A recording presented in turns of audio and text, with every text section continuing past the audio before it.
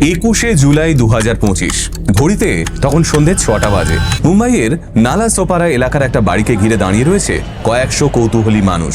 বাড়িটার চারদিকে মোতায়েন করা হয়েছে পুলিশ, আর বাড়ির ভিতরে চলছে খনন কার্য। বেশ কয়েক ঘন্টা ধরেই বাড়ির ভিতরে খোঁড়াখুড়ি চলছে। যত খোঁড়া হচ্ছে ততই একটা বিশ্রী পচা গন্ধে ভরে যাচ্ছে পুরো এলাকাটা। সাধারণ মানুষের পক্ষে এই গন্ধ সহ্য করা বেশ কঠিন। ভিড়ের মধ্যেই কেউ কেউ ইতোমধ্যে বমি করতে শুরু করেছে।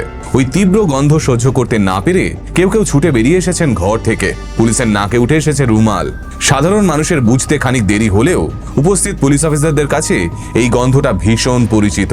কর্তব্যরত পুলিশ অফিসাররা ততক্ষণে বুঝে গেছেন মাটির ভিতর পোঁতা রয়েছে একটা মানুষের লাশ। 4 ফিট মাটি খোঁড়ার পরেই বাস্তবে পরিণত হলো সন্দেহটা।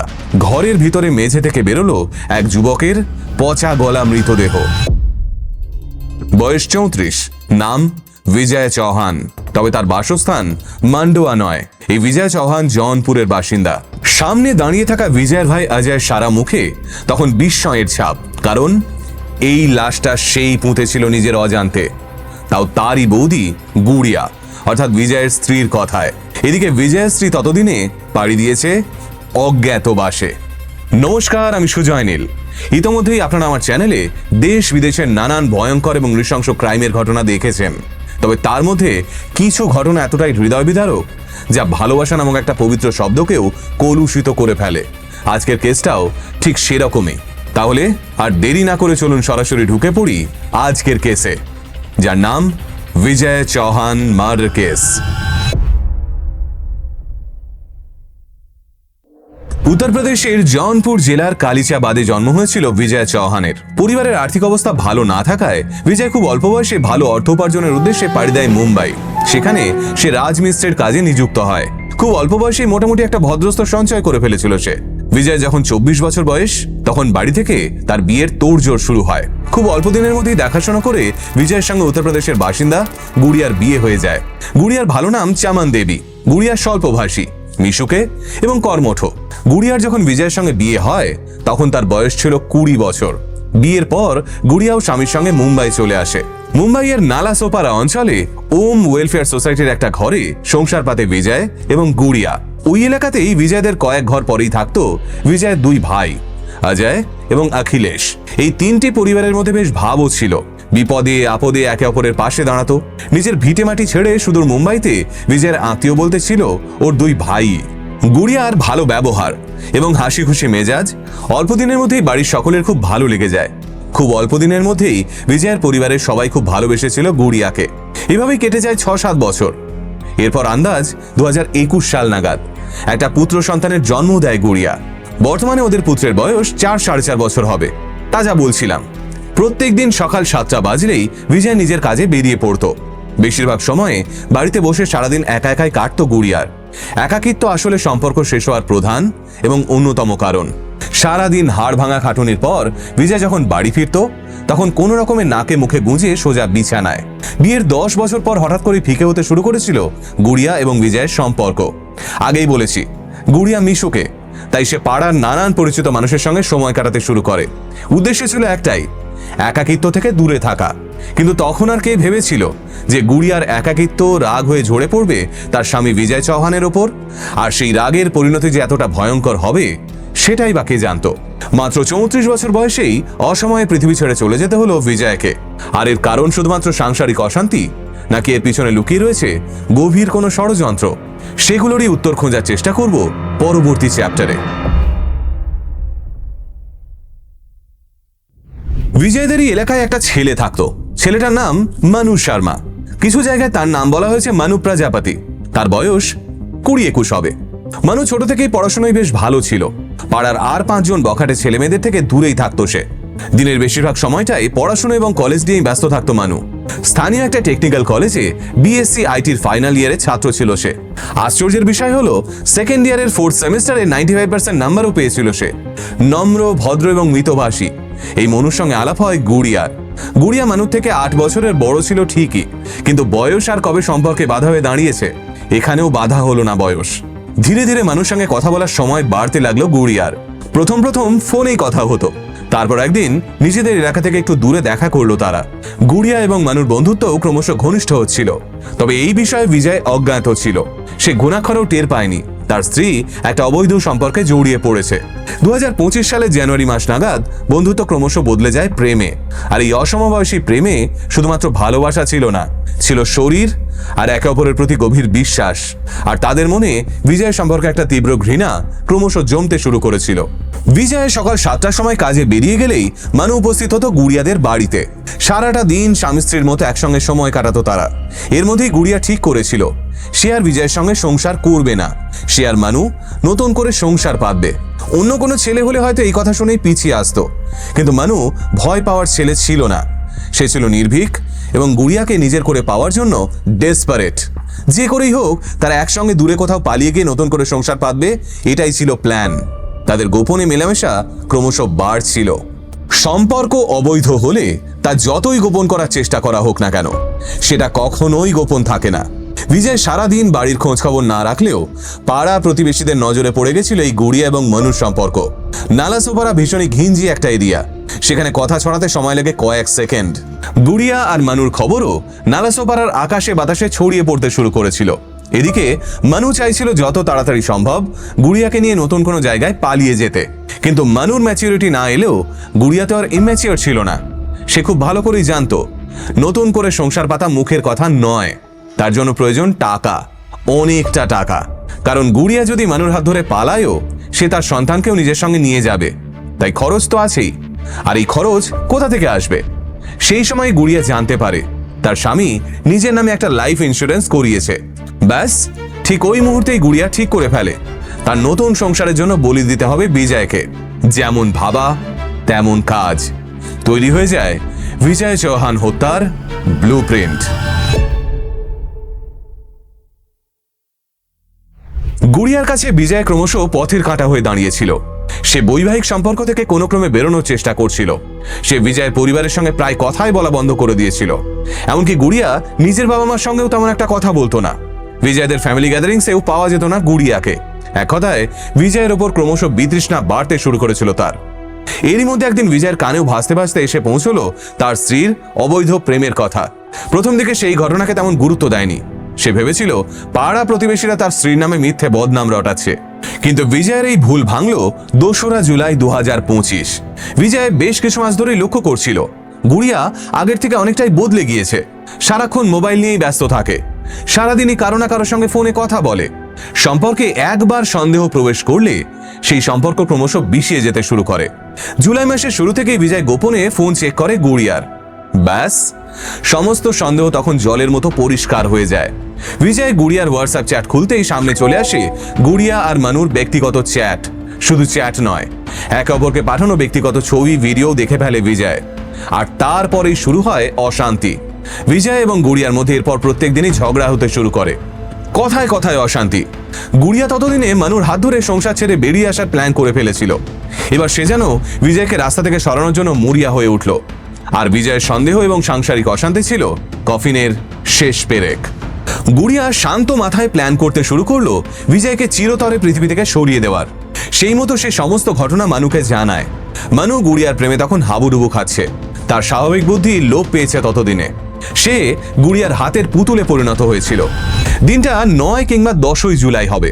মানু গুড়িয়ার সঙ্গে দেখা করতে তাদের বাড়িতে যায়। বিজয় সেই সময় বাড়ি ছিল না, সব ঠিকঠাকই চলছিল। কিন্তু সেই সময় হঠাৎ করেই বাড়ি ফিরে আসে বিজয়। সে ঘরে ঢুকে গুড়িয়া এবং মানুকে ঘনিষ্ঠ অবস্থায় দেখতে পায়। এরপর শুরু হয় চরম অশান্তি। আর সেই মুহূর্তেই গুড়িয়া এবং মানু দুজনে মিলে হত্যা করে দেয় বিজয়কে। চমকে উঠলেন? দাঁড়ান, অবাক হওয়ার আসল রসত্ব এখনো বাকি। এরপর গুড়িয়া যা করেছে তা শুনলে হাড় হিম হয়ে যাবে।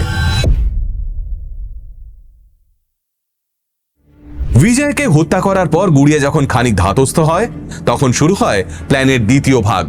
বডি তো লুকোতে হবে। এইভাবে ঘরের মধ্যে থেকে বডি আবিষ্কার হলে ধরা পড়তে কতক্ষণ? তার থেকে যদি বডিটাই খুঁজে না পাওয়া যায় তাহলে কেমন হবে? এই কথা ভাবতে ভাবতেই গুড়িয়ার মাথায় চলে আসে একটা নতুন প্ল্যান। ক্রিমিনাল সাইকোলজি বলে যারা প্রকৃতপক্ষে ক্রিমিনাল হয় তাদের মাথায় সবসময় কিছু না কিছু ক্রিমিনাল অ্যাক্টিভিটি চলতেই থাকে। গুড়িয়াও পেটি ক্রিমিনালদের থেকে কোনো অংশেই কম যায় না। সে এবং মানু রাতারাতি ঘরের মধ্যেই 4 ফুট গভীর এবং 6 ফুট দীর্ঘ একটা গর্ত খোঁড়ে। কিন্তু একা সেই গর্ত খোঁড়া সম্ভব ছিল না। তাই গুড়িয়া কয়েকজন লেবারকে ডেকে পাঠায়। সে লেবারদের দিয়ে 4 ফুট গভীর একটা গর্ত খোঁড়ায়। লেবার এবং পাড়ার লোকে গুড়িয়া বলেছিল পাইপলাইনের কাজ চলছে বাড়িতে। আগেই বলেছি, অপরাধী মস্তিষ্ক না হলে একজন সাধারণ মানুষের পক্ষে এই কাজ সম্ভব নয়। গুড়িয়া এবং মানু বিজয়ের বাড়িতে এই বিজয়ের কবর খুঁড়ে সেখানেই পুঁতে দেয় বিজয়কে। বডি তো পোঁতা হলো, কিন্তু বডি পোঁতার আগে গর্ত খোঁড়ার সময় ঘরের মেঝেতে লাগানো টাইলস সরাতে হয়েছিল। এবার টাইলস লাগানোর জন্য প্রয়োজন ছিল মিস্ত্রি। এই কাজ গুড়িয়া বা মানুর পক্ষে সম্ভব ছিল না। তার জন্য দরকার ছিল একজন এক্সপার্ট মিস্ত্রি। কিন্তু মিস্ত্রি চাই বললেই তো আর হাতের কাছে পাওয়া যায় না। আর বাইরের লোক বারবার আসলে নানান কথা জিজ্ঞেস করবে, হাজারটা প্রশ্ন উঠে আসবে। তাই সেই পথই মারালো না গুড়িয়া। এর থেকেও ভয়ঙ্কর পথে পাড়ি দিল সে। পরের দিনই সে খবর দিল বিজয়ের ভাই অজয়কে। অজয় মুম্বাইতে ঠিকা শ্রমিকের কাজ করে। বৌদির কথা মতো সে বিজয়ের বাড়িতে গেল। তখন গুড়িয়া অজয়কে বলল, বাড়িতে জলের পাইপলাইনের কাজ হয়েছে, তোমার দাদা বলেছে একটু টাইলসগুলো লাগিয়ে দিতে। বৌদির কথা শুনে অজয় জানায় সে পরে একদিন এসে টাইলস লাগিয়ে দেবে। এরপর সে ওই দিনের মতো বিজয়দের বাড়ি থেকে চলে আসে। 10 জুলাই 2025 বিজয়ের আরেক ভাই অখিলেশের হঠাৎ করেই কিছু টাকার প্রয়োজন হয়। এর আগেও যখনই 3 ভাইয়ের মধ্যে কারো টাকা পয়সার প্রয়োজন হতো, তখন তারা একে অপরের থেকে টাকা ধার নিত, আবার সময় মতো তা একে অপরকে ফিরিয়েও দিত। তো টাকা চাওয়ার জন্য অখিলেশ এবার ফোন করেছিল বিজয়কে, কিন্তু ওপার থেকে সে শুনতে পায় ফোনটা সুইচড অফ। বেশ কয়েকবার ট্রাই করার পরেও ফোনে কোনো রিং হয় না, ফোনও অন হয় না। খানিকটা অবাকই হয় অখিলেশ। এর আগে কোনোদিনও তো দাদার ফোন এতক্ষণ ধরে সুইচড অফ থাকেনি। তাহলে কি দাদার কোনো বিপদ হলো? অখিলেশ এবং অজয় জুলাই মাসের 10 তারিখেই গেল বিজয়ের বাড়িতে। দরজায় কড়া নাড়তেই বাইরে বেরিয়ে এলো গুড়িয়া। গুড়িয়াকে দাদার কথা জিজ্ঞেস করতেই খুব সাধারণভাবে গুড়িয়া উত্তর দিল, জানি না কোথায় গেছে, রাগারাগি করে ঘর ছেড়ে বেরিয়ে গেছে। আবার ঠিক তার একদিন পরেই অন্য কথা বলল গুড়িয়া। এবার গুড়িয়া বলল বিজয় অফিসের কাজে কুড়লা গেছে। গুড়িয়া সেদিনও অজয়কে বলল বাড়িতে টাইলসের কাজটা অসম্পূর্ণ রয়েছে, ওটা সে যেন সময় মতো করে দেয়।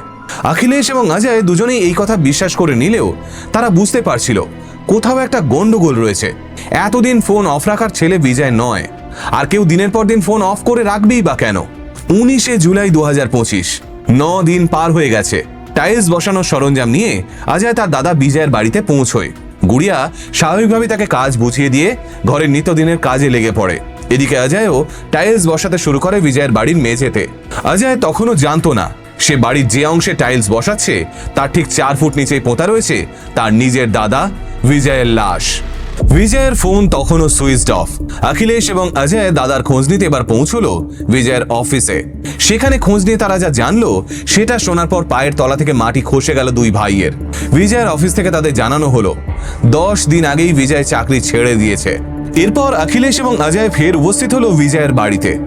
এতদিন বিজয়ের ফোন সুইচড অফ ছিল, এবার গুড়িয়ার ফোনও সুইচড অফ। বিজয়ের বাড়িতে আসতেই পাড়া প্রতিবেশীদের থেকে বিজয়ের ব্যাপারে খোঁজ নিতে শুরু করলো অখিলেশ এবং অজয়। পাড়া পড়শিরা জানালো একদিন আগেই গুড়িয়া বাড়ি ছেড়ে চলে গেছে। তারা আরও জানালো বেশ কিছুদিন ধরেই গুড়িয়া এবং বিজয়ের মধ্যে সাংসারিক অশান্তি চলছিল। এবার অখিলেশ এবং অজয় নিশ্চিত হয়ে গেল কিছু একটা গড়মিল তো রয়েইছে। তারা বিজয়ের বাড়ির দরজা তালা ভেঙে ঘরের ভিতরে ঢুকে দেখলো কেউ নেই। এবার অজয়ের মনের মধ্যে একটা সন্দেহ জাগলো। সে ঠিক 2 দিন আগেই এই বাড়িতে টাইলস লাগিয়ে গেছে। মেঝের নির্দিষ্ট একটা জায়গা জুড়েই শুধু টাইলস লাগানো হয়েছে। অজয় এবং অখিলেশ পাড়ার লোক ডেকে এনে টাইলস খুঁড়তে শুরু করলো। আর কিছুটা খোঁড়ার পরেই সেখান থেকেই বেরিয়ে এলো তীব্র একটা পচা গন্ধ। অখিলেশ এবং অজয় ভয় পেয়ে গেল। তারা পুলিশে খবর দিল। পরের দিন পুলিশ এসে ওই জায়গাটা খুঁড়তেই বেরিয়ে এলো বিজয় চৌহানের লাশ। এবার আসরে নামলো মুম্বাই পুলিশ। পেলার থানার ইনভেস্টিগেটিং অফিসাররা এবার 2টো টিম তৈরি করলো। একটা টিমকে দায়িত্ব দেওয়া হলো টেকনিক্যাল ইনভেস্টিগেশনের, আর এক দলকে দায়িত্ব দেওয়া হলো গুড়িয়া এবং বিজয়ের ব্যাপারে সমস্ত তথ্য সংগ্রহ করতে।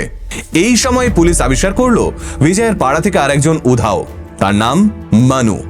এছাড়াও আর একজনকে খুঁজে পাওয়া যাচ্ছিল না, সে হলো গুড়িয়ার ভাই সুরেন্দর। 3 জনেরই ফোন সুইচড অফ। রাতারাতি হাওয়া হয়ে গেল নাকি এরা? পুলিশ এবার পুরো দমে খোঁজ খবর শুরু করলো। 22 জুলাই 2025 পুনের হাতপাসার অঞ্চলে গুড়িয়ার ফোন থেকে একটা পেমেন্ট করা হয় অনলাইনে। পুলিশের টিম ফোন অন হওয়ার অপেক্ষাতেই বসেছিল।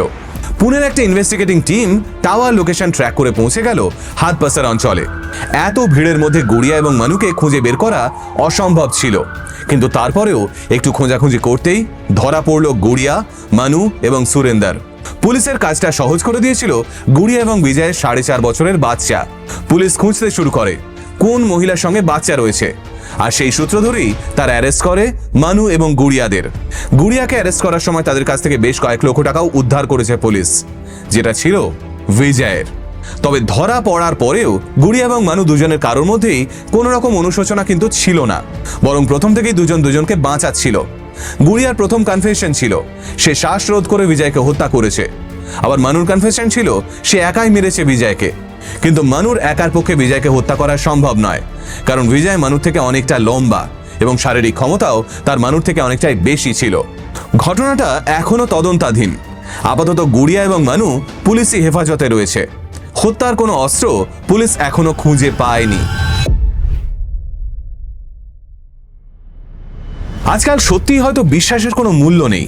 গুড়িয়াকে বিশ্বাস করে ঠকতে হলো বিজয়কে, অকারণে একজন মানুষকে প্রাণ হারাতে হলো। গুড়িয়া কি ডিভোর্স দিয়ে মানুষের সঙ্গে নতুন সংসার পাততে পারতো না? অবশ্যই পারতো, কিন্তু ওই যে কথায় আছে, কিছু মানুষের লোভ তাকে নৃশংস বানিয়ে দেয়। সামান্য কয়েক লক্ষ টাকা যেমন গুড়িয়াকে পশুতে পরিণত করেছিল। সব থেকে আশ্চর্যের ব্যাপার কি জানেন? যখন গুড়িয়া এবং মানু বিজয়কে হত্যা করার প্ল্যান করছে, তখন নিউজ চ্যানেলে রাজা রঘুবংশীর মার্ডার কেস ব্রেকিং নিউজ করে দেখানো হচ্ছে। এরপরেও কোনো রকম ভয় জন্মায়নি গুড়িয়া কিংবা মানুর মনে। তারা দেখেও ছিল সোনাম রঘুবংশীর কি পরিণতি হচ্ছে। এরপরেও কোনো রকম ভয় জন্মায়নি গুড়িয়া কিংবা মানুর মনে। রাজা রঘুবংশীকে তার স্ত্রী সোনাম রঘুবংশী হত্যা করেছিলেন হানিমুনে গিয়ে। শুধু কি তাই, তার কিছুদিন আগেই মুস্কান রাস্তোগি তার বয়ফ্রেন্ডের সাহায্য নিয়ে হত্যা করেছিলেন নিজের স্বামী সৌরভ রাজপুতকে। এই দুটো কেস সম্পর্কেও ডিটেইলড ভিডিও রয়েছে আমার ইউটিউব চ্যানেলে। বিশ্বাসের অন্তিম পরিণতি ঠিক কতটা ভয়ঙ্কর তা জানতে হলে এই ভিডিওগুলোও দেখতে পারেন। তবে আজকের ভিডিওটা এখানেই শেষ করছি। দেখা হবে পরবর্তী কোনো এপিসোডে। ততক্ষণ সুস্থ থাকুন এবং সতর্ক থাকুন, আর জীবন সঙ্গী নির্বাচনের আগে অবশ্যই সচেতন থাকুন। নমস্কার।